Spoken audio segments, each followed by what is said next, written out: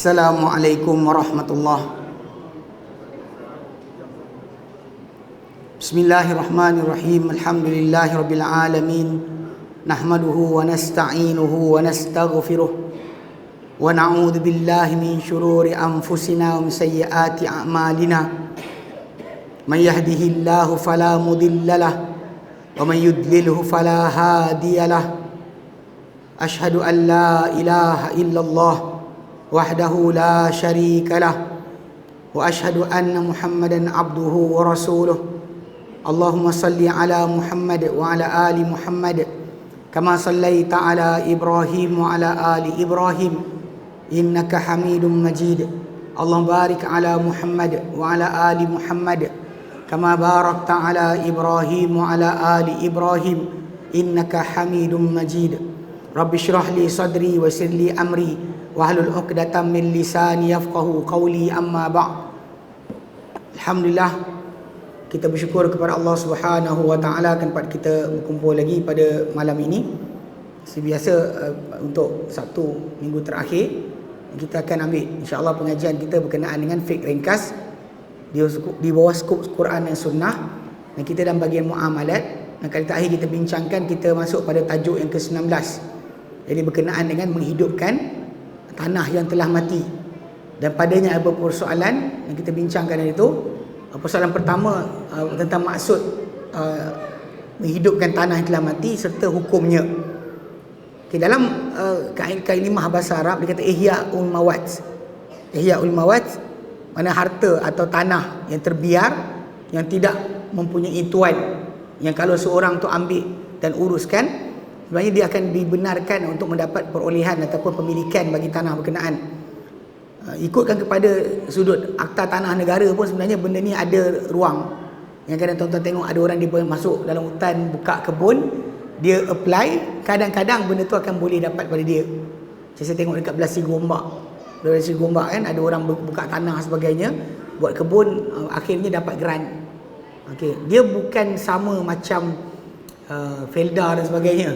Okey. Dia bukan macam Felda, tapi dia lebih kepada memang tidak ada. Kadang dia kata yang Felda tu dia memang bagi tanah tertentu untuk dihidupkan di situ. Tapi yang ini memang kita kata tanah berkenaan dalam hutan, tak ada berpenghuni, tidak dimiliki, maka kita memang ada ruang di situ untuk sesiapa mengambil inisiatif hidupkan tanah berkenaan, dan dia boleh mendapat hak tanah berkenaan. Baik. Dia kata pengertian dia adalah mawat ni dalam bahasa Arab, ia adalah apa yang tiada roh dalamnya. Jadi kedaki dengan menghidupkan yang telah mati itu adalah tanah yang tidak diimarahkan, tidak didiami, dan tidak ada pemilik baginya. Tanah yang tidak diimarahkan, tak didiami, dan tidak ada pemilik baginya. Dalam istilah, ia adalah tanah yang terpisah daripada ciri-ciri tertentu dan juga pemilikan yang terpelihara. Maksud dia tak ada pemilikan. Dia benda ni macam kita terangkan dulu, kita mungkin lari sikit tajuk. Bila kita terangkan itu berkenaan dengan tanah yang ada milik. Tanah yang ada milik, kalau sekalipun tuan dia tu telah mati sekalipun, tak ada siapa boleh ambil. Ni kalau tuan-tuan tahu, di belah-belah Kedah, kalau tuan-tuan pergi kat Tanjung Dawai tu, menghala Tanjung Dawai lepas daripada tol, tanah di sebelah kiri jalan tu dia panggil tanah ceti.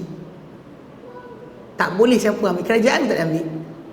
Kes dia kerana dulu ceti-ceti daripada India datang Malaysia, datang tanah Melayu, kemudian dia berikan perkhidmatan pinjaman kepada orang-orang Melayu. Jadi orang Melayu ni pinjam duit, cagar tanah. Ditakdirkan Allah Ta'ala, diorang tak dapat nak bayar balik, tanah tu diambil oleh ceti berkenaan. Ikut undang-undang jelas, okey. Tetapi problem dia, ceti tu pula datang ke tanah Melayu ni berseorangan, tidak ada keluarga. Dan bila dia mati, tak ada siapa waris untuk kita tuntut untuk tanah tu diambil alih, untuk dimiliki semula oleh kerajaan dan sebagainya. Kita tak ada ruang. So tanah tu biar macam tu.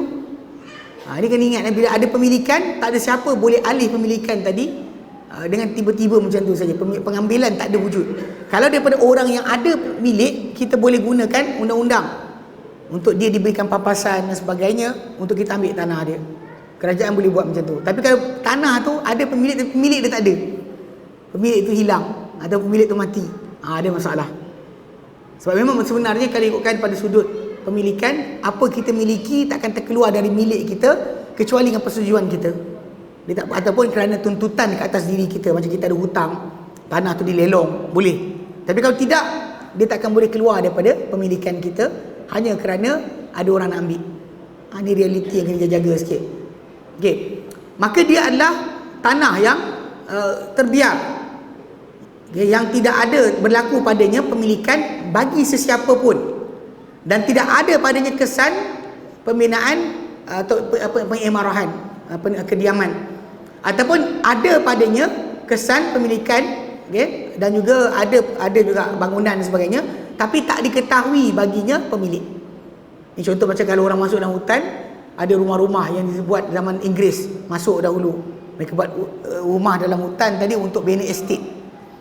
Mula dia bina banglo dia, kemudian baru dia bawa hamba-hamba abdi dan sebagainya untuk dia buat macam dekat Brazil, dia orang buat macam tu. Bina bangunan, rumah, kemudian dia mula. Tapi bila sekarang ni orang tu dah tak wujud. Bangunan kesan binaan itu ada, tapi orang dah tak wujud. Maka itu pun termasuk dalam tanah yang terbiar. Adapun tengah pekan, tuan-tuan jangan buat perangai. Itu bukan tanah terbiar. Biar mana keadaan sekalipun orang tu tertinggal sekalipun, tak boleh diambil tanah dia dengan sesuka hati.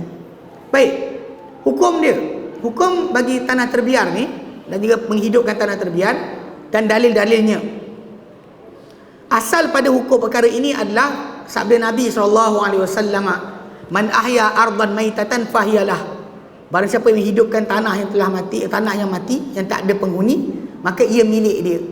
Tapi walaysa li'arki zalimin haqqun, tapi tidak ada untuk peluh orang yang zalim sebarang hak. Katakanlah tanah tu memang ada pemilik, dia datang diimarahkan, dia tanam pokok durian, dia tanam pokok ini pokok itu, tapi lepas tu bila nak dituntut balik semula, diminta pampasan. Saya telah bina ini, saya bina itu, saya tanam ini, saya tanam itu. Maka Nabi kata tidak ada untuk orang yang zalim yang masuk menceroboh tanah orang sebarang hak. Tak ada nilai. Apa yang dia buat dekat tanah tersebut tak ada nilai untuk dia tuntut balik. Ini realiti yang kena faham.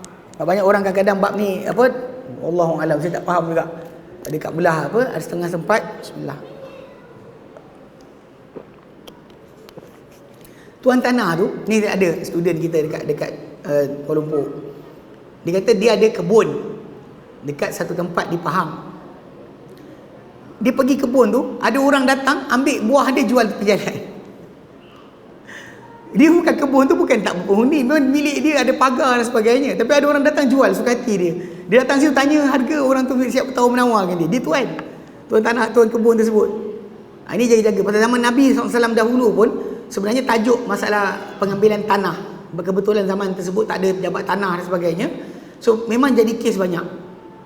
Tanah-tanah orang tertentu diambil oleh orang lain. Dan orang datang jumpa Nabi, adukan tajuk berkenaan. Orang dia hantu maut, dia punya ada tanah, kemudian orang datang bina dekat tanah dia, gunakan tanah bapak dia dan juga hidupkan, kemudian claim tanah tadi milik dia. Seorang ni pun jumpa Rasulullah SAW. Lepas tu Nabi SAW pernah sebut kepada para sahabat, memperingatkan tentang tajuk mengambil hak yang bukan milik mereka, dengan berkata, Nabi kata, innama ana bashar, aku hanyalah manusia, aku dengar, aku hukum. Barangkali ada seorang kamu ini lebih sedap hujahnya, kata-katanya berbanding saudaranya, lalu aku putuskan untuknya hak saudaranya. Barang siapa yang aku putuskan untuknya hak saudaranya, maka ketahuilah aku putuskan untuk dia satu hak dan satu keping tanah daripada api neraka. Bukan kata-kata Nabi yang haram jadi halal, tak. Sebab Nabi hanya hukum melalui apa baginda sallallahu alaihi wasallam dengar. Apa Nabi dengar, itulah yang Nabi SAW akan hukumkan. Bukannya benda tadi bertukar. Kadang-kadang ada orang dia sangka bahawa dengan bukti rekaan, dengan keputusan mahkamah, dia jadi pemilik betul pada satu benda. Sedangkan dalam agama tidak sedemikian. Ya?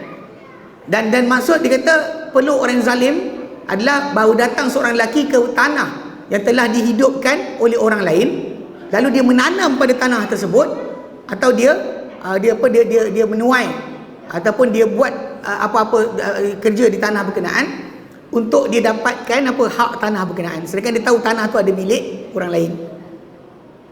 Saya sepanjang duduk Yaman dulu, sebenarnya tajuk tanah ni antara benda besar. Kadang-kadang tanah tu pemilikan satu kabilah milik, kemudian datang pula ada kabilah lain datang take over tanah tersebut. Gaduh, perang biasa kalau belah Sonaa dan sebagainya, tajuk rebut tanah je.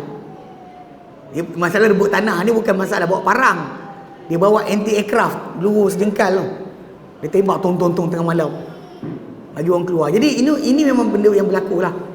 Rebutan tanah lain tak ada, rompak tak berlaku.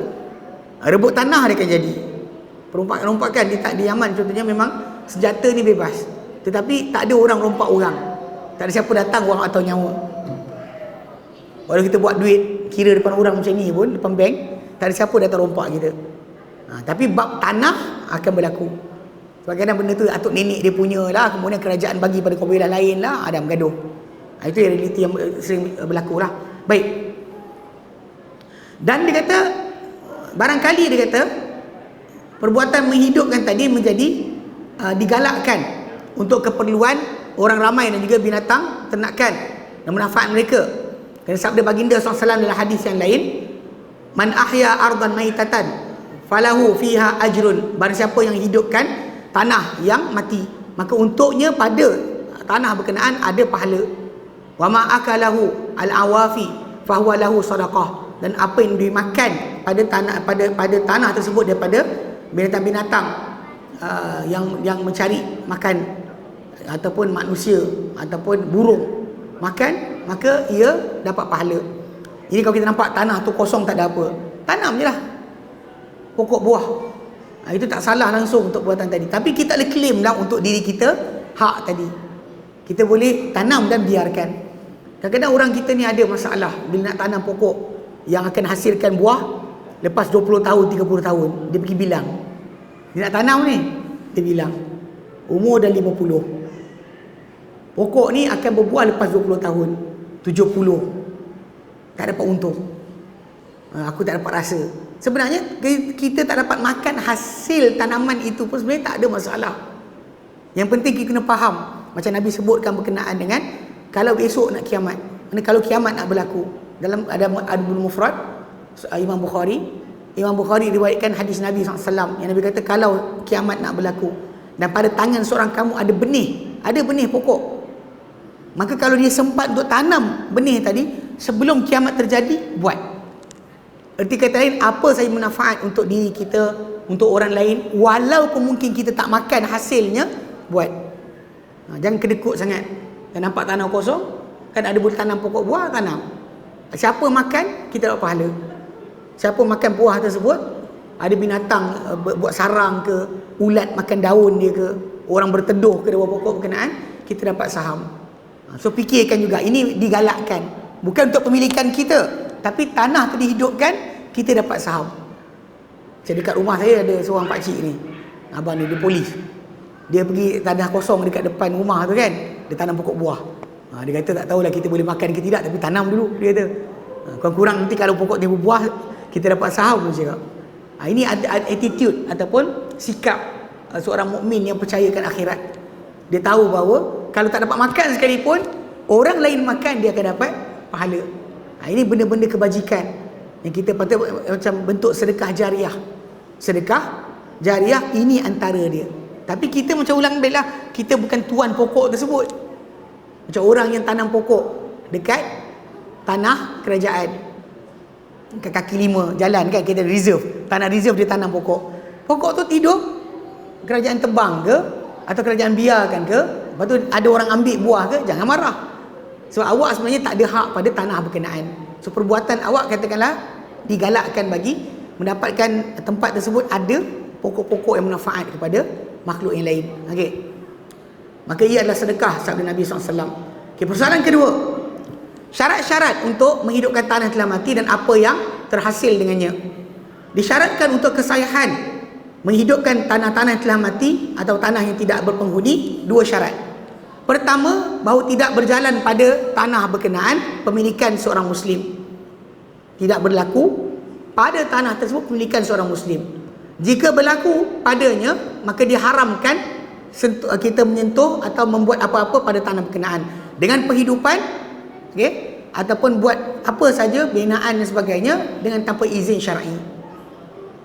Dan memang kita sebut manusia tadi, dia pemilikan tadi bukan kerajaan. Ni ulang balik, Pak ada kes timbul tajuk, ada orang kata, tanya saya soalan, dia kata kalau kita kata sungai itu sungai yang kerajaan jaga, lepas tu kita pancing ikan dekat situ, so dosa tak dosa? Saya kata kerajaan ini bukan pemilik, dia pentadbir, mentadbir dan mengurus akan harta benda yang ada, hasil mahsul negara diurus oleh kerajaan. Kerajaan bukan pemilik. Masalah seorang tu boleh dapat tanah yang dia buka, itu terpulang kepada peraturan akta tanah. Kalau anda kata dia buat kerja tadi dan memang kebetulan boleh dapat, dan dapatlah. Kalau anda kata tak boleh dapat, tak boleh dapatlah. Macam saya sebutkan tadi, memang ada orang macam kat Seri Gombak. Dekat Seri Gombak, dia orang buka tanah tadi, hutan tu, dia orang buka untuk jadikan kebun. Jadi bila pembukaan tanah tu, akhirnya dipecah lot dan dibagi pada siapa yang buat kerja dekat tanah berkenaan. Itu realiti lah, kita kata sebagai kefahaman kita. Maksud dia, bila tanah dibuka tadi, tak semestinya ia tersekat langsung. Mana kalau tanah reserve kerajaan tadi bukan semestinya terhalang. Bahkan kalau tuan-tuan tengok, macam ada apa perkampungan-perkampungan dahulunya di Kuala Lumpur, ada tanah yang dibuka. Contoh Kampung Bumi Hijau, Kampung Kerinci, Kampung Datuk Keramat, yang mana dibawa orang-orang Melayu daripada kampung untuk tinggal di bandar, kampung baru. Semua tu memang asalnya tanah tadi tak ada siapa penghuni, so kerajaan lepaskan. Diorang dapat geran lepas tu, buka tanah dulu, buat rumah dulu, lepas tu apply untuk dapatkan tanah. Itu memang dibenarkan, ada akta, memang dalam akta tanah kita ada benda berkenaan. So tidaklah menjadi, maksudnya setiap orang yang buka tanah tadi salah. Tidak menjadi setiap orang buka tanah tu adalah salah. Balik pada undang-undang akta tanah negara. Kalau anda kata ada ruang untuk orang tu dapat, dia dapat. Saya ingat dekat Batu Arang, ke tepi Lombong Batu Arang, berdekatan dengan strike, tempat apa, kilang senjata. Kawasan tu pun perkampungan tu, tanah tu dibuka. So bila diorang nak tinggal, diorang tinggal, diorang buat rumah, lepas tu diorang apply untuk dapatkan grant, dan akhirnya alhamdulillah dapat grant semua. Itu contoh bagaimana penempatan tu dibenarkan oleh kerajaan. Pasal kerajaan, macam ulang balik, bukannya pemilik utama, bahkan pentadbir bagi tanah-tanah yang ada. Okey, baik. Okey, jadi maksud dia tak boleh ada pemilikan. Kalau ada pemilikan individu pada tanah tadi, walaupun tanah tu semak samun pun awak tak boleh ambil. Okey, kedua, hendaklah orang yang menghidupkan tanah berkenaan seorang Muslim. Maka tidak harus penghidupan seorang yang kafir, tanah yang telah mati, tanah yang tidak ada penghuni dalam negeri Islam. Kalau dikata pada negeri yang bukan Islam, ya, diorang ada hak untuk buka tanah berkenaan. Tapi pada negeri Islam, maka benda ni hak tadi lebih utama kepada Muslim saja. Kalau kita di Malaysia ni kepada Bumi Putra. Bahkan orang asli sebenarnya ada hak lagi kuat. Dia boleh pergi tanah mana dia buka, memang akta tanah akan buka untuk dia, untuk bolehkan dia milik. Banyak orang tak tahu. Macam kalau kata pergi kat belah Ulu Yam, memang benda ni sebahagian daripada orang-orang bukan Islam yang bukan berbangsa Melayu akan kahwin dengan orang asli sebab nak dapatkan kelebihan tadi. Antaranya boleh beli, boleh dapatkan mana-mana tanah diorang nak, boleh ambil. Dan hutan tu diorang buat kawasan bina rumah, dia boleh apply untuk dapatkan tanah tadi menjadi milik dia. Asalkan bukan ada orang milik, dia akan buat. Ini realiti. Kalau tuan-tuan pergi kat belah sana, kadang pelik kan, orang asli tu suami dia Cina, ini suami dia sekian, isteri dia sekian, dia kahwin campur tadi banyak sebab untuk dapatkan tanah. Banyak orang tak tahu benda ni sebenarnya, tapi realiti dia benda ni memang apa, antara benda yang saya tengok sejak dah 20 tahun lepas. Bismillah. Dibuat di sana. Iya. Okey. Baik, dan terhasil penghidupan tanah yang telah mati ni dengan beberapa perkara. Pertama, apabila orang tersebut dia lingkungi kawasan berkenaan dengan tembok atau pagar, tak apa. Ya, tak ada masalah. Okey je. Dia tak lompat-lompat, okey. Okey, baik. Apabila orang tersebut dia datang kat tanah tadi, dia buat pagar. Kalau perasan kadang ada orang dia tak pagar kan, pagar pada tanah tadi, itu memang dikira sebagai salah satu cara. Okey, dengan pagar yang menghalang. pagar yang boleh menyekat orang daripada masuk. Yang biasanya menjadi kebiasaan, maka dia telah menghidupkannya. Pagar tak kira pagar tu cantik ke tak cantik ke, pagar kawat duri ke tak berduri ke, tembok batu ke, yang penting dia lingkung tanah tadi dengan tembok, dengan sepadan yang layak. Kalau dia buat sepadan pelik pula, pakai lidi je dan cocok dengan cat je, tak dikira. Dikira yang menghalang orang luar dia masuk. Kerana sabda baginda SAW dalam hadis yang diriwayatkan oleh Abu Daud, dalam hadis tersebut Nabi SAW bersabda, man ahata haitan ala ardin fahiya lahu. Barang siapa yang melingkungkan akan tembok ataupun pagar pada sebuah tanah, maka ia milik dia. Jika tanah tadi tidak berpenghuni, dia buat lingkungan, maka tanah jadi milik dia. Okey. Kedua, apabila dia menggali pada tanah yang terbiar tersebut telaga, digali telaga, sumber air untuk tempat tersebut. Okay. Lalu sampai kepada air, disampai kepada punca air di tanah berkenaan, maka tanah tersebut telah pun dihidupkan. Okay. Dia kata sekalipun dia kata perbuatan tadi macam kita ni lah, dia nak tinggal antara punca asal mesti ada air. So kalau dia gali telaga sampai pada punca air, maka dia telah menghidupkan tanah tadi. Okay. Dan jika sekalipun tak sampai kepada punca air, maka dia lebih layak dengan tanah tadi berbanding orang lain. Walaupun tak sampai air, tapi dia dah gali dalam 20 kaki, 30 kaki, tak sampai lagi pada air, maka dia lebih layak untuk tanah tadi berbanding orang lain. Ya, demikian juga kalau dia gali ataupun lalukan pada tanah berkenaan sungai. Dia ambil inisiatif bawa palung dan sebagainya daripada hulu sungai sampai salirkan ke arah tanah berkenaan. Maka dikira sebagai dia menghidupkan tanah tadi. Tadi pagar, kedua sumber air. Okey, ketiga, apabila dia sampaikan kepada tanah yang terbiar itu air yang dia jalankan daripada mata air ataupun sungai atau sebagainya, saya sebut itulah, disalurkan ke arah tempat tersebut. Okay? Maka dia telah menghidupkan tanah berkenaan dengan cara itu. Keempat, apabila dia menanam padanya pokok. Apa tumbuh sendiri bukan kira, apa kita tanam. Okay? Dan sebelum itu sebenarnya tanah tadi tak elok pun untuk penanaman. Bahkan dia bajak kan, dia cuba usahakan untuk sampai tanah tadi boleh layak untuk ditanam.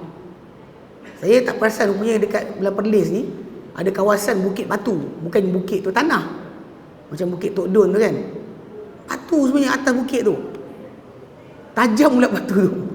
Yang baru ni kita buat perkemahan remaja, 360 orang peserta naik atas bukit tu. Memang atas tu buat batu dia sangat keras. So kalau dia kata orang nak tanam pokok, sebenarnya dia kena buat usaha lain, kena tambahan usaha. Sebab kalau pada pokok tu, pada batu tu saja nak tanam tak boleh. Dia kena ada cara lain dia kena buat. So jadi kalau kita kata tanah tadi tak elok untuk ditanam. Kalau kami di Yaman dulu, diorang akan beli padang pasir untuk tanam pokok. Sebenarnya pasal apa padang pasir yang ada tu, 3 kaki bawah ada tanah subur. Pasir dekat atas, kalau kita gali 3 kaki ke bawah tu ada tanah subur di bawah. Jadi banyak ada perbuatan dibuat. Sebagian mereka beli padang pasir untuk buat ladang limau. Bukan cerita Piramli, ladang limau tu memang limau betul. Limau apa yang navel. Yang tu kan, yang ada pusat tu kan. Dia beli tanah tu, dia buat tembikai. Sebenarnya kalau dia kata orang tahu tanah tentu, dia kesesuaian tanah, apa boleh tanam, apa tak boleh tanam. Kalau dia tahu berkenaan, dia boleh gunakan tanah tersebut. Nampak tandus tapi sebenarnya bawah dia ada tanah yang subur. Okey. Lalu dia kata contohnya macam tanah tadi sebelum itu tidak boleh untuk ditanam. Lalu dia mengelokkannya, dia tanam padanya, maka telah hidupkan tanah berkenaan. Itu nombor 4. Kan? Tadi kita kata gali telaga, buat pagar, gali telaga, alirkan air. Nombor 4, tanam padanya pokok. Okey. Kelima, ada di kalangan para ulama yang berpendapat bahawa menghidupkan tanah yang mati tidak terhenti dengan perkara-perkara ini sahaja. Bahkan dia kembali kepada uruf atau kebiasaan masyarakat. Apa masyarakat setempat kira sebagai orang tu telah menanda tanah tadi milik dia. Apa diorang punya persetujuan dalam masyarakat. Okay? Maka apa yang dikira oleh orang ramai sebagai perbuatan menghidupkan tanah telah mati, maka dikira sebagai menghidupkan. Dan apa tak dikira, maka tak diambil kira. Apa tak dikira sebagai cara menghidupkan tanah telah mati, maka tak diambil kira. Cuma kita macam ulang-ulang balik benda ni. Pada asalnya tadilah tebang pokok balak, katakanlah kita hidupkan tanah tadi, kena tebang dulu, bersihkan hutan tadi sampai kita boleh tinggal, mungkin itu dikira pada tempat kita ni macam cara untuk menghidupkan tanah telah mati. Tebang dulu pokok balak dan sebagainya, kemudian buang semua sekali tanah asal, tanam pokok yang lain, mungkin itu dikira menghidupkan. Jika tidak, dengan pokok hutan ada, kita mungkin tak boleh dapat guna hasil banyak daripada tanah berkenaan. Okay? Baik. Persoalan ketiga, sebahagian hukum-hukum yang berkaitan dengan perbuatan menghidupkan tanah yang terbiak. Pertama, sesiapa yang menghidupkan sesuatu daripada tanah yang terbiak, maka dia telah memiliki tanah tersebut, kerana umum hadis Nabi yang telah lalu. Dan di antaranya sabda baginda SAW, Nabi kata, man ahya ardan maitatan fahiyalah. Barang siapa yang hidupkan tanah yang terbiak, tanah yang tak berpenghuni, maka ia milik baginya. Okey. Itu pertama, dia jadi milik. Antara perkara asal dihidupkan jadi milik. Syarat yang kita sebut tadi kena pegang. Tak dimiliki oleh siapa benda tanah berkenaan, dan tak ada pada tanah berkenaan hak sesiapa pada tanah tersebut. Okey. Kedua,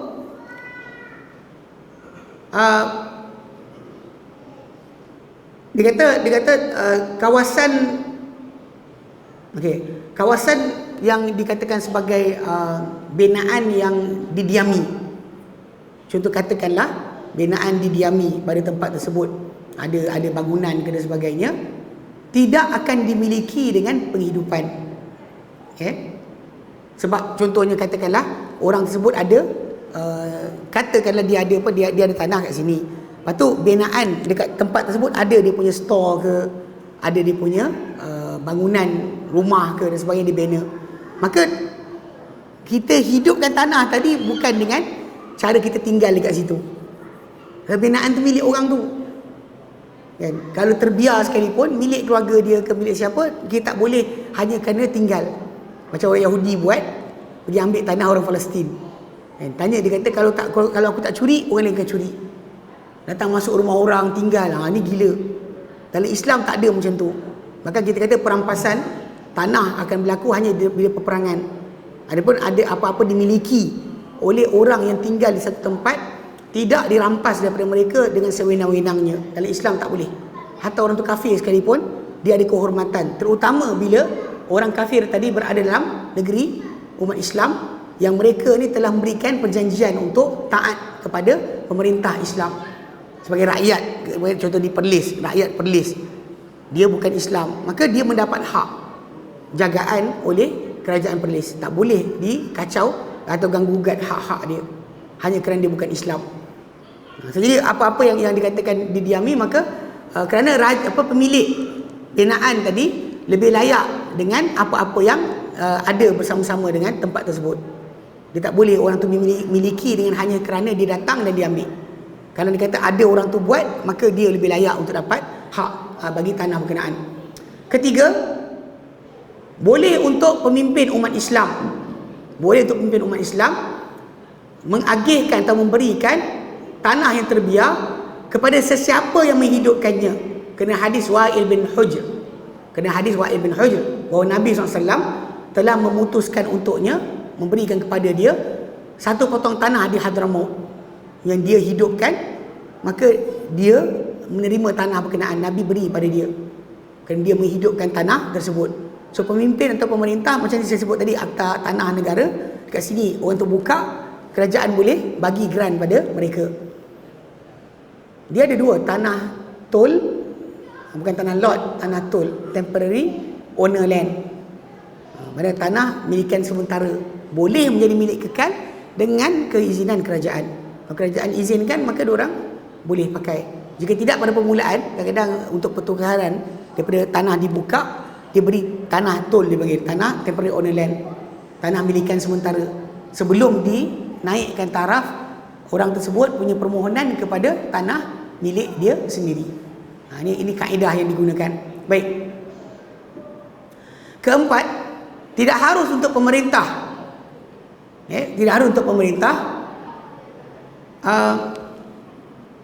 untuk melindung atau menghalang rumput-rumput pada tanah yang terbiar bagi unta sedekah dan juga kuda orang-orang yang berjihad. Tidak harus untuk imam atau pemerintah melindungi atau menjaga rumput-rumput pada tanah yang terbiar bagi unta sedekah dan juga kuda golongan yang berjihad. Contoh katakanlah tanah tu terbiar, tapi kerajaan gunakan untuk unta sedekah makan dekat sini. Kuda-kuda mujahidin pun makan dekat sini. Dia tak boleh buat macam tu. Sebab balik pada asal, kerana apa dia kata dia akan jadi masalah kat situ. Sebab balik pada asal tanah terbiar tadi memang tak ada siapa memiliki. So kalau dia kata dari segi asal, kalau dia kata kerajaan lepaskan unta atau kuda yang gunakan untuk berjihad, gunakan untuk sedekah, duduk di situ, tanah tadi bukan jadi milik kerajaan. Tanah tadi tak status dia sebagai tanah terbiar. Sekalipun datang di situ makan rumput-rumput dia, unta sedekah, unta zakat dan juga kuda yang digunakan dalam berjihad. Jadi kerajaan sebenarnya boleh bagi, tapi dalam masa sama bukan tanah tu jadi milik kerajaan. Itu bukan penghidupan. Kalau kita kata penghidupan tadi berlaku dengan letak pagar atau gali perigi atau alirkan air atau kita tanam tanaman atau apa yang dalam diterima oleh masyarakat sebagai cara menghidupkan tanah. Baru kita boleh, bila tanah tu kita declare telah didiami oleh sesiapa.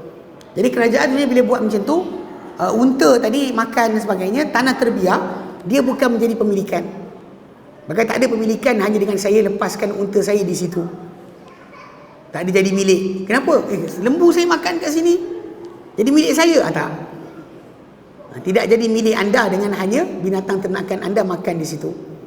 Okey, jadi kerajaan sebenarnya boleh kan untuk membiarkan tanah tak terbiar tadi tak ada pemilikan untuk didatangi oleh binatang-binatang milik kerajaan, contohnya zakat, unta zakat yang yang kena makan ataupun kuda-kuda yang digunakan dalam berjihad, kenderaan dalam berjihad untuk lepas makan, tapi tidak ada siapa miliki tanah berkenaan. Jika diperlukan kepada perkara berkenaan. Okay, dan tiada padanya sebarang kesempitan ataupun kemudaratan pada orang Islam yang lain. Tidak jadi halangan pada orang sebagainya, maka boleh. Okay. Dan ini tak boleh dibuat kecuali oleh pemerintah sahaja. Hanya pemerintah berhak untuk menjadikan apa-apa daripada tanah terbiar tadi menjadi manfaat umum pada sesiapa yang menggunakannya. Okay. Dan dia adalah kenapa? Kerana ia disyariatkan untuk maslahah umum. Dalam hadis As-Sa' bin Juthamah yang marfu' dia kata, la hima illa lillahi wa rasulihi, tiada pantang larang kecuali kerana Allah dan juga Rasulnya.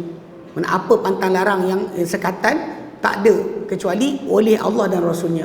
Yang makna lindung ataupun pantang larang tadi yang dijadikan taman larangan atau tempat yang tak boleh dimasuki oleh siapa, kerajaan boleh gunakan untuk benda berkenaan. Tadi masalah umum. Bukan jadi milik menteri, bukan jadi milik orang tertentu. Dia akan jadi sentiasa untuk kegunaan awam. Sehinggalah kerajaan sendiri mengatakan tanah ni untuk diagihkan dan sebagainya. Baik, saya ulang balik sebab tajuk dia tanah yang ada dalam sebuah negara bukan milik kerajaan. Kerajaan mentadbir dan mengurus, bukannya pemilik utama. Okey, baik. Bab ke-20, Al-Ju'alah. Tadi saya cuba nak faham apa Ju'alah tadi. Kalimah dia maksud adalah reward ataupun ganjaran.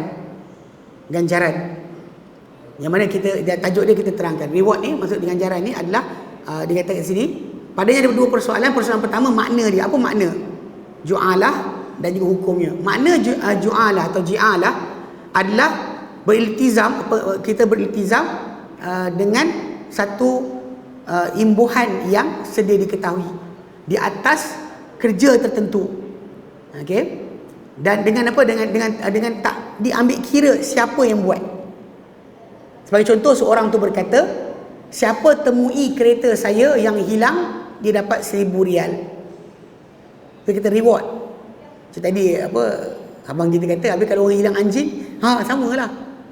So, anjing tu sendiri dalam Islam tak salah dibela kalau untuk kegunaan yang betul.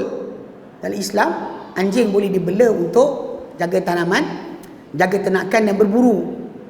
So reality dia, benda tak ada sekatan untuk orang tu kata saya hilang anjing ke, saya hilang binatang dan sebagainya kan, atau dia hilang tikus ke. Orang tu bela tikus, lepas tu tikus dia hilang.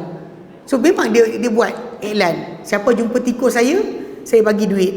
Ini dia tak kira siapa yang dapat jumpa terus akan dapat. Tak kira orang tu lelaki ke, perempuan ke, orang tu tua ke, muda ke, orang tu muslim ke, kafir ke, asal isytihar macam tu, semua yang dapat melaksanakan kerja ganjaran tadi, dia mesti dapat akan imbuhan tersebut. Tak boleh kita kata awak bukan Islam, saya tak bagi awak. Tak boleh. Okey, baik. Hukum dia dan dalilnya, ia adalah daripada akad-akad yang halal dalam syarak, akad yang mubah. Mana akad ini daripada kita lah, kita mula letakkan reward, ganjaran. Siapa jumpa ayam saya, siapa jumpa kereta saya, kan, diletakkan apa ganjaran bagi perkara tersebut. Bahasa Inggeris reward. Dan menunjukkan kepadanya firman Allah Subhanahu Wa Taala dan surah Yusuf, bila mana Nabi Yusuf AS, dia katakan waktu time dia nak trick adik-beradik dia untuk terpaksa lepaskan saudara dia Bunyamin untuk ditahan tinggal dengan dia di Mesir. Kan dia kata apa? Dia kata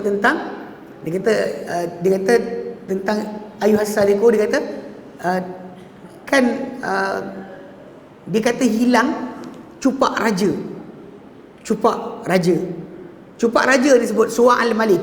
Disebut cupak raja sebab dia macam ukuran, macam timbang kilogram sebagainya, penentu bagi sukatan timbangan perniagaan bagi sesebuah negara sebenarnya dibuat oleh raja. Raja yang buat. Jadi dengan sebab itu, berapa nilai kilo, berapa nilai kati, raja. So dalam Nabi Nuh SAW ketika dia mengagihkan makanan kepada orang-orang yang datang daripada jajahan yang luas, jajahan Mesir ketika itu, sebabkan berlakulah seperti yang dia terjemahkan mimpi raja. 7 tahun akan banyak tanaman, diorang akan simpan, makan sikit saja. Kemudian datang 7 tahun kemarau yang akan menyebabkan semua orang akan datang cari makanan. So daripada Palestin tu, keluarga dia datang untuk ambil makanan. Nabi Yaqub dengan anak-anak dia tinggal di Palestin. So diorang datang daripada Palestin pergi ke Nabi Yusuf AS punya tempat di Mesir untuk dapatkan makanan. Yusuf AS ketika dia nak trik adik-beradik dia supaya terlepaskan saudara dia Bunyamin, dia sorokkan cupak raja tu dekat dalam kenderaan adik-adik dia tu. Sengaja dia letak macam tu. Kemudian seorang menjerit kata, pencuri, orang ni adalah pencuri. Jadi adik-beradik dia kata dia kata madza tafkidun, apa ni korang hilang? Dia kata nafkidu Suwa' al-Maliki, kami kehilangan cupak raja yang tadi duk bagi tu kan, hilang. Jadi Nabi Yusuf AS ketika tu dia kata apa? Dia kata dia bagi tawaran sambil berkata dan siapa-siapa datang, waliman ja'a bi imlu ba'ir, siapa-siapa datang bawa cupak raja tu balik, dia akan dapat muatan seekor unta.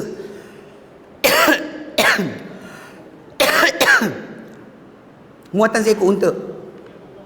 So, jadi dan dia kata wa ana bihi za'im, dan aku dengannya sebagai penjamin. Dah maaf tuan-tuan dah kena, dah dengar saya batuk banyak sangat. So tawaran Nabi Yusuf, siapa jumpa cupak raja, aku bagi dia satu beban seekor unta dari segi makanan.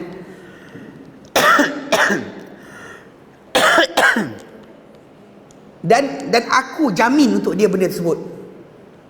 So Allah Subhanahu Wa Taala dalam Al-Quranul Karim bila berikan akan kepada kita gambaran berkenaan dengan tawaran Yusuf, siapa jumpa cupak raja dapat bayaran sekian-sekian.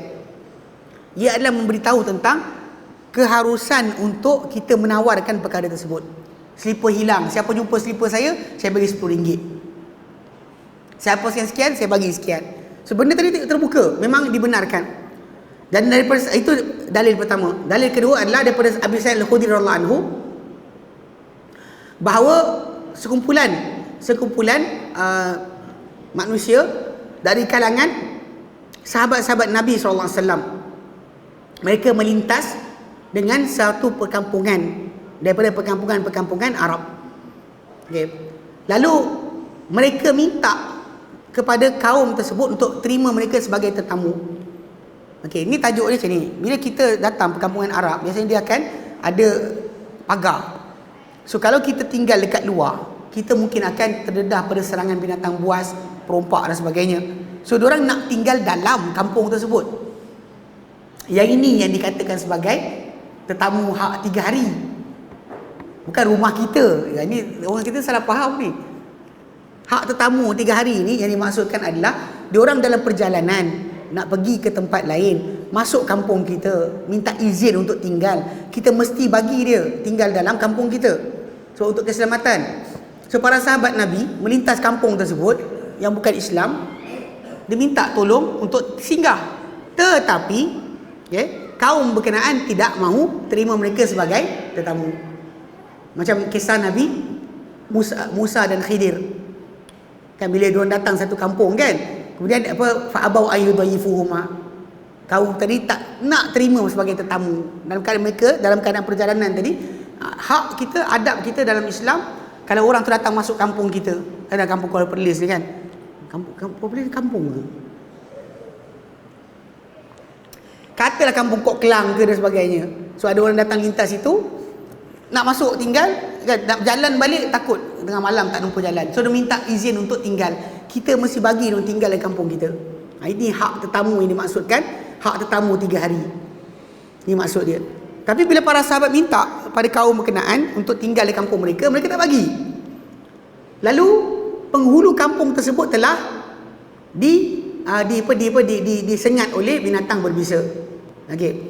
Lalu mereka berkata pada para sahabat, ada tak dengan kamu orang yang boleh menjampi? Hal minkum raqin. Maka para sahabat kata, "Naam." Dari Abu Sa'id Al-Khudri, kisah dia Abu Sa'id Al-Khudri lah sebenarnya yang buat. Lalu dia kata, "Ada." Akan tapi dia bengang, tak dapat masuk kampung tu kan. Bila tengah malam datang minta tolong, dia kata, "Boleh, tapi tidak kami buat. Kami takkan buat, takkan tolong ketua kampung yang kena sengat ni, melainkan engkau jadikan untuk kami upah. Bayar kami certain amount, baru kami buat." Lalu mereka jadikan untuk para sahabat Nabi SAW, janjikan sekawan kambing. Ada riwayat kata 40 ekor, ada riwayat kata lebih. Satu kawan kambing, kalau dapat sembuhkan penghulu kampung, kami bagi banyak ni. Lalu telah menjampi salah seorang di kalangan para sahabat Nabi SAW, iaitu Abu Sa'id Al-Khudri sendiri, dengan Fatihatul Kitab.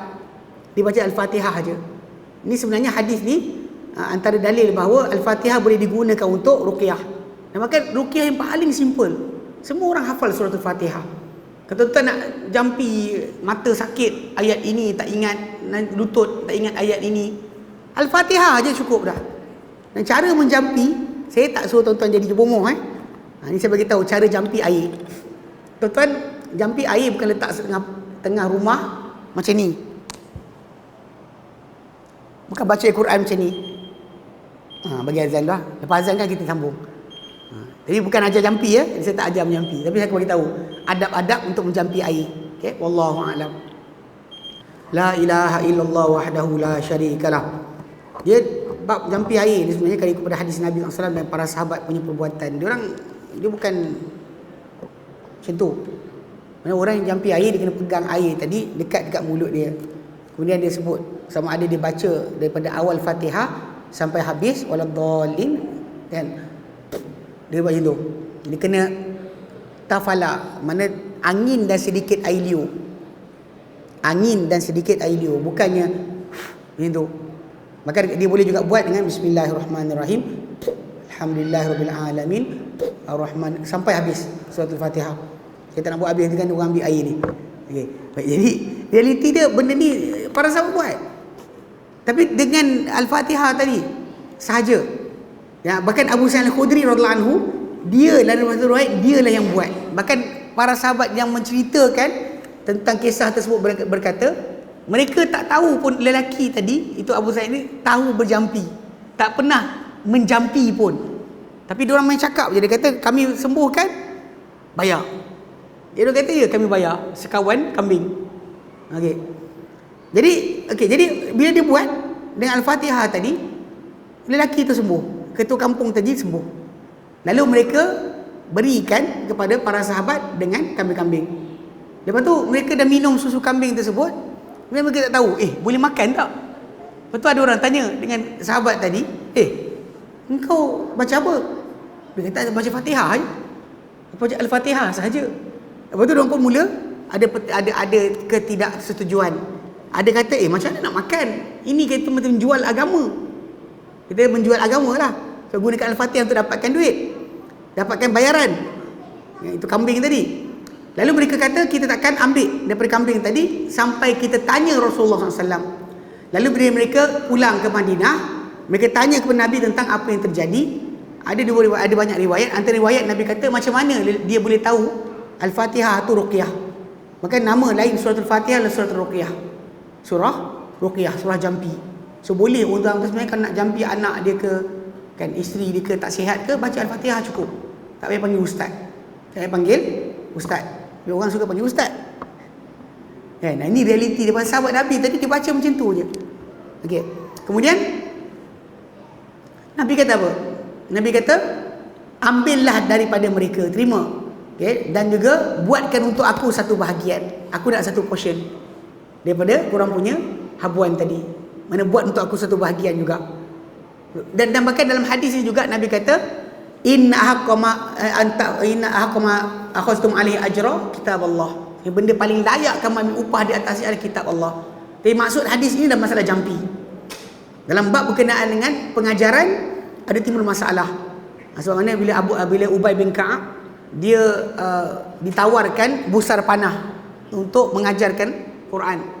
Lalu dia tak ambil, dia jumpa Rasulullah SAW dahulu, boleh tak dia ambil? Nabi kata, in akhadta qausam min nar. Kalau kau ambil busar panah tu, kau ambil busar panah dari api neraka. Tapi para ulama bahaskan lagi, dia kata, tapi bab mengajar Al-Quran ni, macam mana boleh dapat upah? Jadi para ulama yang kata boleh, dia kata sebab Nabi pernah jadikan mengajarkan Quran tu sebagai mahar perkahwinan. Bila seorang sahabat jumpa Nabi SAW, bila seorang perempuan datang jumpa Nabi, kata tawarkan diri, Nabi tengok atas bawah daripada paling. Seorang sahabat bangun, dia kata, ya Rasulullah, kau tak nak kahwin dengan dia, kahwinkan dengan aku. Nabi kata, kau ada apa? Dia kata, aku ada kain aku ni. Nabi kata, kalau kau bagi kain kau pakai tu, kau nak pakai apa? Balik. Kan? Dia cari barang tak jumpa apa. Lepas tu Nabi sebut, carilah walau satu bentuk cincin daripada besi. Lepas tu dia tak jumpa juga. Maka Nabi kata dengan dia, apa engkau ada daripada Al-Quran? Dia sebut, aku ada surah ini, surah ini, surah ini, surah ini. Nabi kata, pergilah, aku telah kahwinkan kamu berdua dengan apa yang kau ada daripada Al-Quran. Ajarkan dia, itu mahar. So, dengan hadis inilah sebenarnya sebahagian para ulama mengatakan mengambil upah datang mengajar Quran tu boleh. Jika tidak, ikut pada hadis Ubay bin Ka'ab, tak boleh. Tak boleh. Sebab tidak, kalau realiti dia, mengajarkan Al-Quran ini adalah kewajipan. Bukan benda-benda optional. Yang kita dah tahu, kita kena ajar, bukan kena simpan. Jadi, tapi dari kisah tadi, Nabi SAW sebut, benda paling layak mereka ambil upah adalah kitab Allah dalam masalah jampi. Jadi kat situ kita faham bahawa Nabi SAW izinkan mereka untuk gunakan Al-Fatihah tadi untuk apa? Ruqyah dan dapat bayaran. Dan mereka memang kenakan tuan kampung tadi sebab geram, mereka tak boleh tinggal dalam kampung berkenaan pada malam hari tersebut. Itu je. Tapi yang jadi dia, satu benda yang kita kena faham, para sahabat Nabi SAW yang jampi orang kena sengat tadi dan sembuh, mereka tak buka pusat rawatan Islam. Itu realiti yang kena faham. Tak buka bagi diorang lihat kejadian berlaku tadi bukan perlu berulang. Berbeza dengan kita. Sekali kita baca orang sakit sembuh, besok buka signboard besar, Pusat Rawatan Islam Adli, ambil kau. Ini benda yang salah. Bagi mereka, pasal kita ni semua boleh baca sendiri surah-surah, terutama Al-Fatihah. So kenapa kena panggil ustaz untuk bacakan Al-Quran kepada kita? Ini kena jaga-jaga sikit. Baik. So, okey, sikit ya. Persoalan kedua, hukum-hukum yang berkaitan dengan perkara ini, dengan masalah kita buat reward, ganjaran.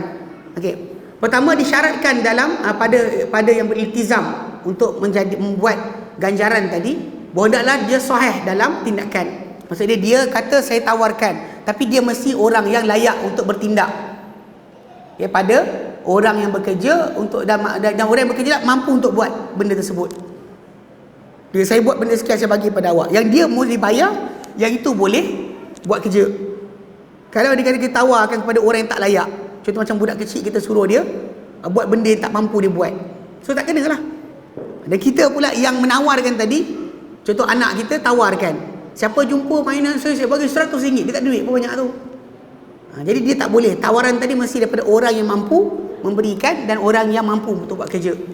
Kedua, hendaklah kerja yang ditawarkan tadi pekerja yang halal, dibenarkan. Maka tak sahih pekerjaan yang haram, seperti nyanyian. Ini pasal dalam konteks ini empat mazhab, kan? Empat mazhab yang asas yang ini memang tak benarkan akan muzik atau nyanyian. So kalau untuk upah, saya upah awak menyanyi, ada masalah.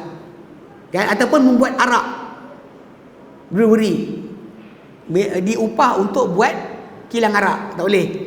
Ataupun seumpamanya. Maka apa-apa yang terlibat dengan haram, maka tak boleh kita tawarkan ganjaran di situ. Ketiga,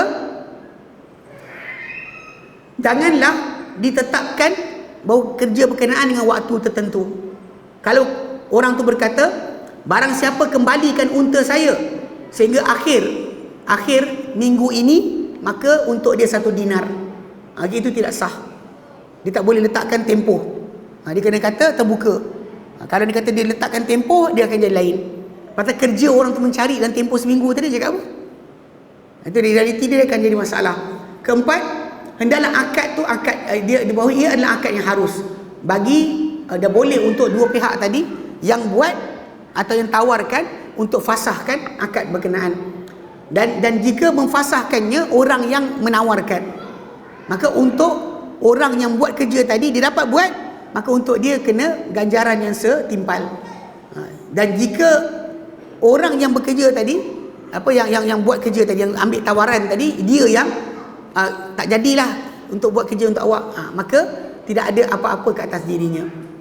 Kalau dia dah buat kerja, cari barang tersebut, tapi tak ada kawan ni batalkan, saya kata okeylah, tak jadilah nak bagi awak, dia tetap kena dapat upah yang setimpal. Apa kerja dia buat tadi, ikut jam dan sebagainya, dia kena bayar. Tapi kalau orang yang ditawarkan tadi, dia sendiri kata saya tak nak buat dah lah, dia tak kena apa-apa, tidak kena apa-apa ganti rugi dibayar kepada orang yang menawarkan. Okey, baik, alhamdulillah. So kita berhenti sini. InsyaAllah nanti kita akan sambung pada bulan yang akan datang. Ini kita Natal kita berjumpa tentang kutipan barang ciciran. Kalau kita jumpa barang tercicir, duit jumpa depan ni, barang kita jumpa, atau jumpa kucing, atau jumpa sekian, kita kutip, apa hukum dia? InsyaAllah nanti kita akan bincangkan pada kelas yang akan datang. Wallahu a'lam. Ada soalan? Tak ada, alhamdulillah. Wallahu a'lam. Wa sallallahu ala Muhammadin wa sallam, alhamdulillah rabbil alamin. Subhanakallahumma wa bihamdika asyhadu an la ilaha illa anta astaghfiruka wa atubu ilaik. Assalamualaikum warahmatullahi wabarakatuh.